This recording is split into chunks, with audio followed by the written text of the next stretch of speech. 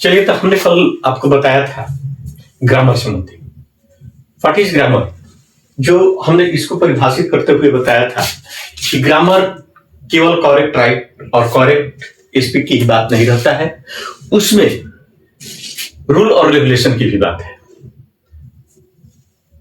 लेकिन अब हम आगे की ओर बढ़ते हैं। आज हम एक छोटी सी इकाई पर ध्यान देते हैं। कुछ व्यक्तियों का ऐसा कथन है कि अंग्रेजी और इंग्लिश अर्थात अंग्रेजी या इंग्लिश दोनों एक ही बात कर सकते हैं, और हिंदी के दोनों में बहुत अधिक अंतर है। जहां वही हिंदी में 52-53 होते हैं, वहीं पर मात्र अंग्रेजी में 26 लेटर होते हैं। और इसी 26 लेटर को हम लोग ग्रुप कर करके एक वर्ड का निर्माण करते हैं। जैसे मान लिया कि कैट लिखते हैं, रैट लिखते हैं, मैट लिखते हैं, सेट लिखते हैं। ये सारा क्रैट, कैट, मैट, सेट ये कहां से आया? ये 26 अक्षर से आया। रीड लिख रहा है READ, ये रीड कहां से आया भाई? इसी 26 लेटर में से आया, दूसरे जगह से नहीं। इसलिए हम यही कर सकते हैं कि हिंदी की ग्रामर और अंग्रेजी में दोनों अंतर है। हम आसानी से हम लोग इंग्लिश को सीख सकते हैं। इसलिए हिंदी और इंग्लिश ग्रामर में बहुत अंतर है। हम आज जहां हम चलते हैं मॉर्फोलॉजी। सबसे पहले हम लोग ये दिमाग में रखेंगे कि व्हाट इज मॉर्फोलॉजी। मॉर्फोलॉजी है क्या? मॉर्फोलॉजी को हम लोग कहते हैं, morphology is the science and a study of the smallest grammatical unit of language and their formation into words, including inflection, derivation and decomposition. Doctor Radhevas ने परिभाषा देते हुए, तो डॉक्टर राधेवास ने एक परिभाषा मॉर्फोलॉजी का परिभाषा देते हैं और कहते हैं कि morphology is the science and the study of the smallest grammatical units of language and there formation into words including inflection, derivation and decomposition.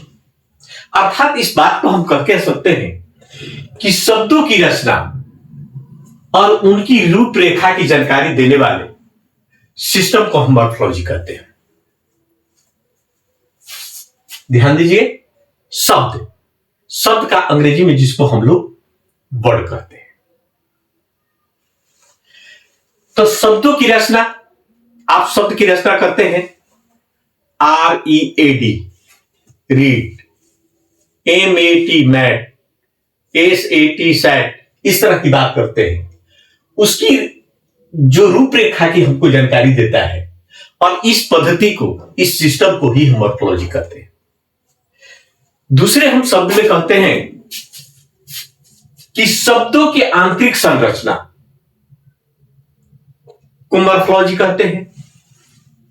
तीसरी परिभाषा हम कहते हैं शब्दों के अर्थ के आधार पर जो पद का विभाजन होता है उसे हम मॉर्फोलॉजी कहते हैं। फिर से हम चलते हैं, शब्दों की आंतरिक संरचना को हम लोग मॉर्फोलॉजी कहते हैं।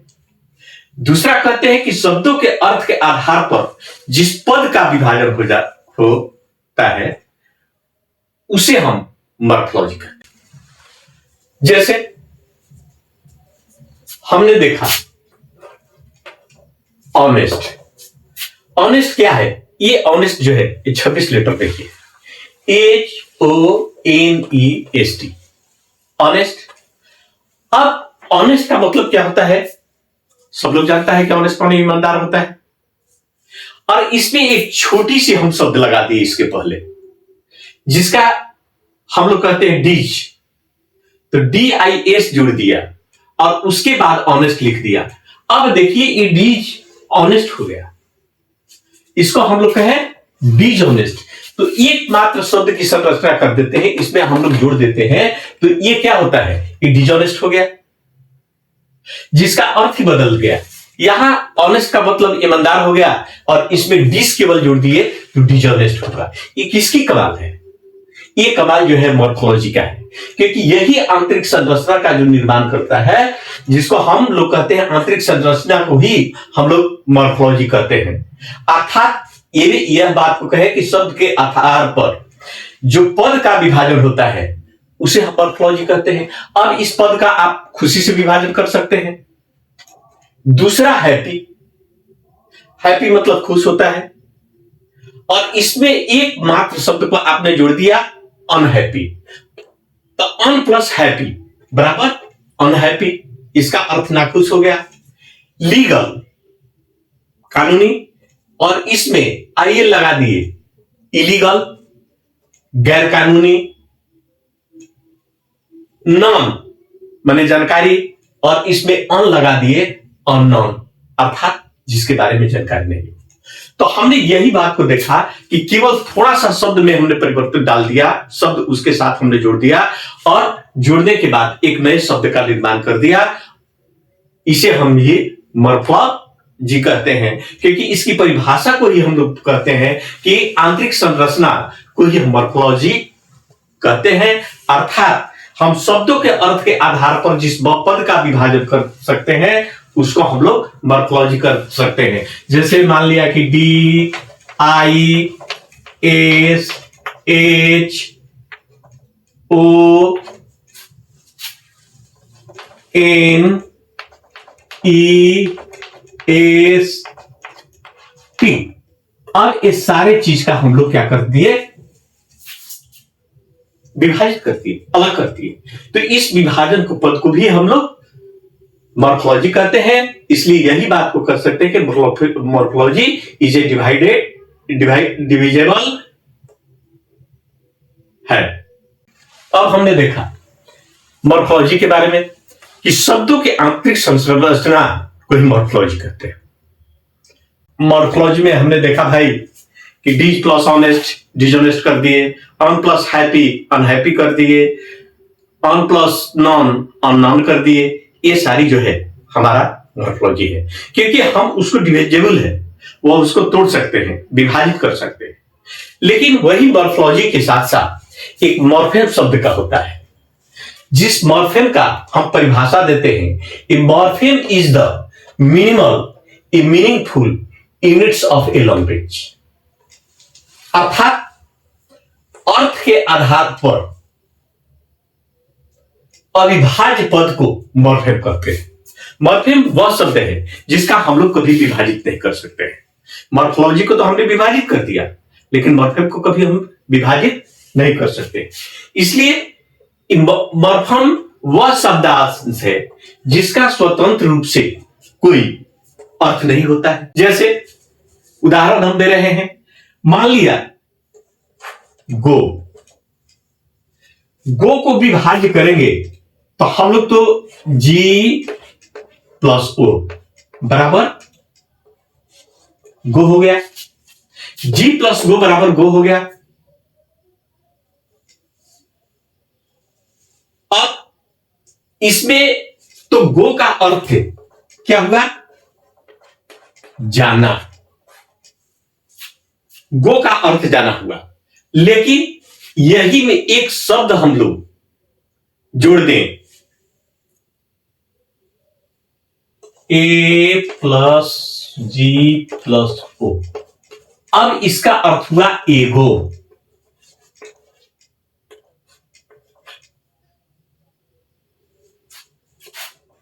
पहले बात देखिए, अब हम आपसे कहते हैं कि ठीक है, गो को तो आपने विभाजित कर दिया, रीड को आपने विभाजित किया, हैप्पी को आपने विभाजित कर दिया, और नॉन को आपने विभाजित कर दिया, लेकिन अब हम आपसे कहते हैं कि भाई ए को विभाजित कर दीजिए।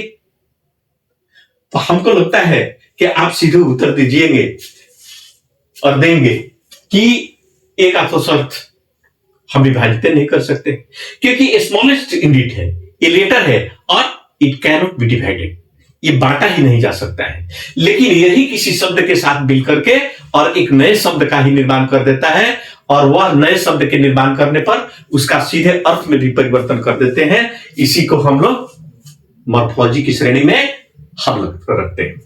और एक और भी कहते हैं, एक लड़का ने लिखा बॉय, BOY, बॉय, ठीक है। चलिए, अब बॉय में एक आदमी ने कहा कि चले लिख दिए हमने, तो B + O + Y।